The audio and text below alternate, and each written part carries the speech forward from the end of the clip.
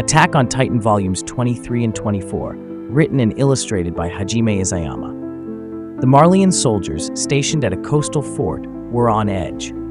For 4 long years, they had been engaged in a grueling war against a coalition of nations, and now the final battle was at hand. They were tasked with capturing Fort Slava, a heavily fortified stronghold that controlled the strategically vital harbor. The fort's strategic location on high ground, overlooking the harbor, made it virtually impregnable to a ground assault. Their only hope lay with their secret weapons, the Titans. Among the Marleyan soldiers were young Eldian warrior candidates, including Gabi Braun, Falco Grease, Udo, and Zofia. These young Eldians, chosen for their potential to inherit the power of the Titans, were eager to prove their worth and secure a place among Marley's elite warriors. They had been trained from a young age to view the Eldians within the walls as devils, responsible for the world's suffering. They believed that by inheriting the power of the Titans and fighting for Marley, they could atone for their ancestors' sins and earn a place in the world. The Marleyan commander, Theo Magath, arrived. His presence was a stark reminder of the weight of their mission. He addressed the warrior candidates, reminding them of the importance of capturing Fort Slava, securing victory for Marley, and proving the power of the Titans to the world. He revealed that the time had come to choose the successor to the armored Titan, currently held by Reiner Braun. The candidates listened intently, knowing that only one of them would be chosen, and the stakes were higher than ever before. As the Marleyan forces prepared for their assault, an armored train, a heavily fortified locomotive armed with powerful anti-Titan artillery, approached from the enemy lines. This new weapon, a symbol of their enemy's technological advancement, threatened to derail their plans. The candidates volunteered to take down the train, but Magath hesitated. He knew the risks were high, and he was unwilling to sacrifice his warrior candidates. Meanwhile, a young woman approached the Marleyan lines from Fort Slava. She wore a simple dress and carried a pair of shackles, her eyes fixed on the soldiers. The Marleyan soldiers were confused, their weapons trained on her. Gabi Braun saw an opportunity to prove herself and requested permission to engage the woman, but her request was denied. The Marleyan soldiers watched as the woman drew closer. Then, with a sudden surge of power, she transformed into a Titan. The Titan charged towards the armored train, tearing through its defenses. The train derailed, engulfed in flames, its artillery silenced.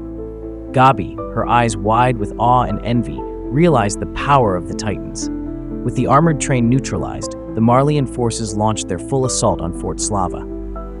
Reiner, transformed into the armored Titan, led the charge. Porco Galliard, inheritor of the Jaw Titan, used his speed and powerful jaws to tear through enemy ranks. The battle raged, a chaotic mix of gunfire, explosions, and the roars of the Titans. The Marleyan forces ultimately triumphed, securing their dominance in the war. However, the celebrations were short-lived. Magath, reflecting on the battle, noted the enemy's growing strength and technological advancements, a chilling reminder that the Age of Titans might be coming to an end. He knew that Marley needed to secure the founding Titan to maintain their dominance. The scene shifted to Liberio, the internment zone where Eldians lived under Marleyan control. The warrior candidates, hailed as heroes, enjoyed a brief respite. Gabi, praised for her bravery, basked in the glory. However, Falco questioned the future of the Eldians, wondering if their loyalty and sacrifices would ever be enough to earn them true freedom. Later, Magath revealed to high-ranking Marleyan officials that the world was changing and their enemies were developing weapons that could rival the Titans. He proposed a new attack on Paradise Island to reclaim the founding Titan. But this plan was met with resistance.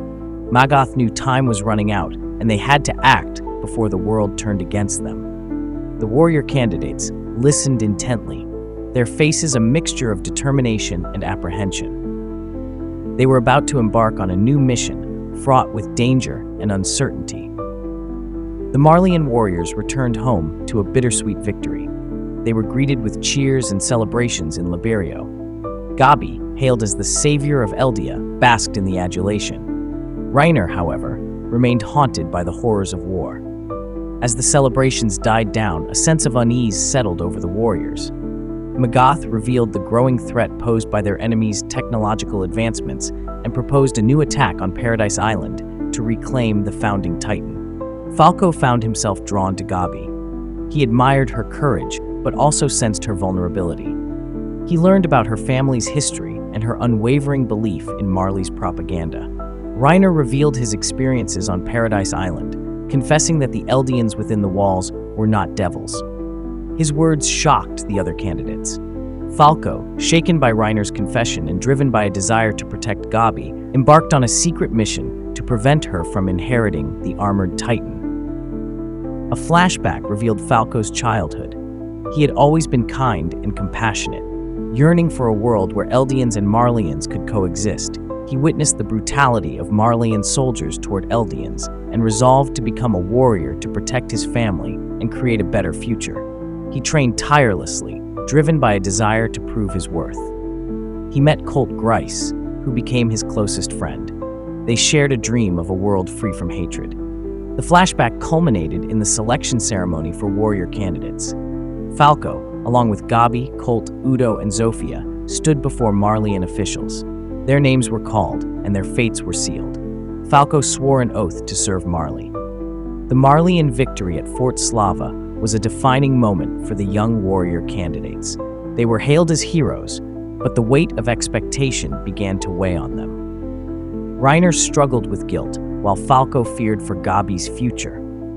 Falco embarked on a secret mission to protect Gabi. His journey took him back to his childhood and his decision to become a warrior candidate. He recalled the brutal treatment of Eldians and his determination to protect his family. He reminisced about his training with Colt and the selection ceremony where they were chosen to inherit the power of the Titans. Falco swore an oath to serve Marley. Meanwhile, the Marleyan warriors gathered for a tense meeting. Magath revealed that their enemies were adapting and the Age of Titans was ending. He proposed a new attack on Paradise Island to reclaim the founding Titan. The plan was met with skepticism. Magath knew they had to act swiftly. The warrior candidates listened, their faces a mixture of determination and apprehension. They were about to embark on a mission that could change history. The Survey Corps reached the basement of Aaron's childhood home, uncovering secrets. Through Grisha Yeager's journals, they learned the truth. The people within the walls were Eldians, and Marley was the true enemy. They had been victims of a grand deception. This revelation ignited a new determination within them. They learned that Grisha had stolen the founding Titan, hoping Aaron could use it to liberate their people. A Marleyan airship appeared, carrying Reiner, Berthold, and a new generation of warriors, ready to reclaim the founding Titan. If you enjoyed this book breakdown, please consider liking this video and subscribing to get notified when we post our next breakdown.